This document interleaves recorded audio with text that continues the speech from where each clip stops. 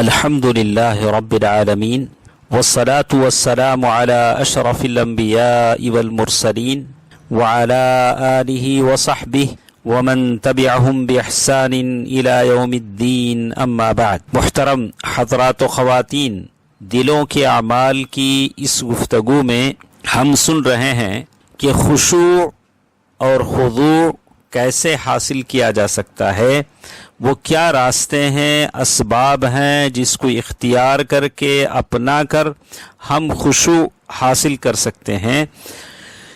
تو اس میں سے ایک چیز کل کے درس میں ہم نے سنا کہ آدمی کو ہمیشہ اس بات کی فکر، اس بات کا شعور رکھنا چاہیے کہ وہ اللہ تعالی کی نگاہوں کے سامنے ہے. دوسری چیز آج کے اس درس میں ہم آپ کے سامنے سنائیں گے، وہ یہ کہ آدمی ہمیشہ اپنے عیوب کو دیکھتا رہے، جو کچھ اس کے اندر عیوب ہیں. اس سے یہ ہوگا کہ اس کے اندر انکساری اور عاجزی کی دولت پیدا ہوگی.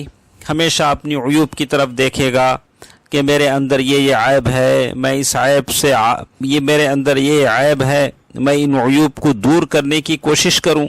اور جہاں تک دوسرے لوگ ہیں ان کے تعلق سے وہ ان کے عیوب کو نہ دیکھے بلکہ ان کی اچھائیوں کو دیکھے. تو اس طرح سے اس کے اندر ایک احساس پیدا ہوگا کہ وہ دوسرے تمام لوگوں سے کمتر ہے، وہ خطاکار ہے، مذنب ہے اور وہ عیب زدہ ہے. تو اسے اندازہ ہوگا کہ وہ اپنے رب کی معافی اور بخشش کا کتنا محتاج ہے. تو وہ اللہ تبارک و تعالیٰ کی تقرب حاصل کرنے، اللہ تعالیٰ کی بندگی میں جڑ جائے گا، اللہ تعالیٰ کی تقرب کے لیے زور لگائے گا.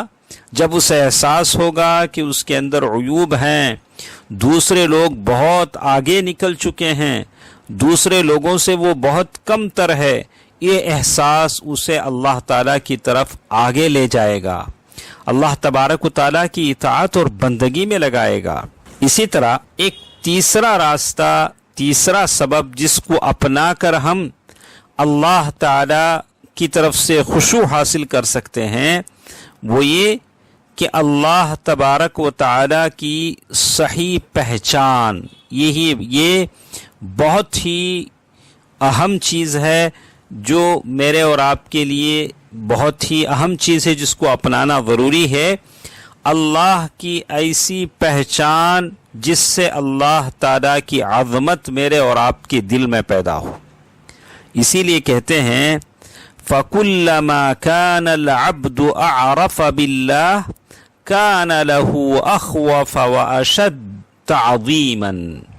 جتنا اللہ تعالیٰ کا بندہ اللہ کو پہچانے گا، اللہ تبارک و تعالیٰ سے اتنا زیادہ وہ ڈرے گا. اللہ تبارک و تعالیٰ ارشاد فرماتے ہیں، سورۃ فاطر آیت نمبر 20 پر 8 ہے، وَمِنَ النَّاسِ وَالدَّوَابِّ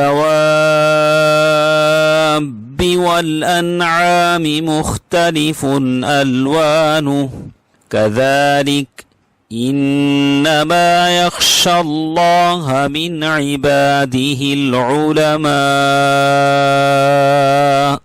ان اللہ عزیز غفور. اللہ تبارک و تعالی ارشاد فرماتے ہیں، اور اسی طرح آدمیوں اور جانوروں اور چوپایوں میں بھی بعض ایسے ہیں کہ ان کی رنگتیں مختلف ہیں. اللہ تعالی سے اس کے وہی بندے ڈرتے ہیں جو علم رکھتے ہیں. واقعی اللہ تعالی زبردست بڑا بخشنے والا ہے. جب اللہ تعالی کا بندہ اللہ تبارک و تعالی کو، اپنے رب کو اس کے کمال صفات کے ساتھ، اس کے جلال کے ساتھ پہچان لیتا ہے اور پھر اللہ کے سامنے اپنی عاجزی، کمزوری، فقر و فاقہ اور محتاجی کو جان لیتا ہے، تو اس کا نفس اللہ کے سامنے منکسر المزاجی کے ساتھ وہ اللہ تعالیٰ کی عبادت کرنے لگتا ہے اور خشوع خضوع کی دولت اسے حاصل ہو جاتی ہے. اسی لیے ابن القیم رحمہ اللہ فرماتے ہیں فقیری دو طرح کی ہوتی ہے. بہت ہی اہم بات ہے، توجہ سے سنیں.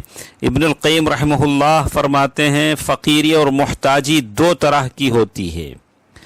ایک فقیری ہے فقر اغتراری، ایک فقیری ہے جو عام ہے، اس سے کوئی بچ نہیں سکتا. نیک بھی فقیر بن جاتا ہے، فاسق اور فاجر بھی کبھی فقیر اور محتاج ہو جاتا ہے، اور اس فقیری پر نہ کسی کی تعریف کی جا سکتی ہے، نہ کسی کی مذمت کی جا سکتی ہے. نہ کسی کے لیے ثواب ہے، نہ کسی کے لیے سزا ہے. لیکن ایک دوسری فقیری محتاجی ہے، وہ دو علم حاصل کرنے کے، دو شریف علم جس کے لوگ محتاج ہیں. وہ معرفت العبد بربہ، ایک چیز جس کا محتاج بندہ ہوتا ہے اپنے رب کی پہچان کا محتاج. معرفتہ بنفسہ، دوسری چیز جس کی اسے حاجت ہوتی ہے وہ اپنے آپ کی پہچان. جب کبھی اسے یہ دونوں ضرورتیں حاصل ہو جائیں گی، ایک اپنے رب کی پہچان، دوسری اپنی آپ کی پہچان، تو پھر اور وہ سعادت مند ہو جائے گا. اور جتنی کچھ لوگوں کو ان دونوں چیزوں کی پہچان ہوتی ہے، اسی حساب سے لوگوں کے اندر فرق ہوتا ہے. کچھ آدمی ایسے ہیں جنہوں نے اپنے رب کو پہچان لیا، اور کچھ لوگ ایسے ہیں جنہوں نے اپنے آپ کو بھی پہچانا اور جان لیا کہ اللہ تعالیٰ کے پاس پوری قدرت ہے اور بندہ پوری طرح عاجز ہے. جب بندے کو یہ چیز حاصل ہو جاتی ہے تو یہ وہ وقت ہوتا ہے، یہ وہ مقام ہوتا ہے جب بندہ اللہ تعالیٰ کے سامنے منکسر المزاج بن جاتا ہے، اور اسے دل کا خشوع، جسم کے جوارح کا خشوع حاصل ہوتا ہے، چاہے وہ نماز میں ہو یا نماز کے علاوہ ہو. اور جب وہ اللہ تعالیٰ کے سامنے کھڑا ہوتا ہے نماز کی حالت میں، تو بالکل خشوع اور خضوع کی حالت میں کھڑا ہوتا ہے، اور پھر وہ نماز اس کے لیے آنکھوں کی ٹھنڈک بن جاتی ہے. جب تک وہ اللہ کے سامنے کھڑا ہوتا ہے اپنے لیے اس کھڑے ہونے کو اعزاز سمجھتا ہے. تو ابن قیم رحمہ اللہ کی یہ بات جس میں کہا کہ انسان کے لیے دو چیزیں بہت ضروری ہیں کہ وہ اپنے رب کو پہچانے، اور دوسری چیز اپنے آپ کو پہچانے. رب کو جب پہچان لیتا ہے تو اللہ تعالیٰ کی عظیم قدرت اس کی سمجھ میں آ جاتی ہے، اللہ تعالیٰ کی کبریائی اور اللہ تبارک و تعالیٰ کے جلال اور اللہ تبارک و تعالیٰ کی وسیع رحمت کو پہچان لیتا ہے. اور اپنے آپ کو جب پہچانتا ہے تو اس کے سامنے اپنی عاجزی ظاہر ہو جاتی ہے، تو پھر وہ خشوع کی دولت پا لیتا ہے. اللہ تبارک و تعالیٰ مجھے اور آپ کو یہ دو چیزیں جو ضرورت کی ہیں اللہ تعالیٰ اسے عطا فرمائے کہ ہم اپنے رب کو پہچان لیں، پھر اپنے آپ کو پہچان لیں. اللہ تعالیٰ مجھے اور آپ کو وہ نور عطا فرمائے. آمین. والسلام علیکم ورحمۃ اللہ وبرکاتہ.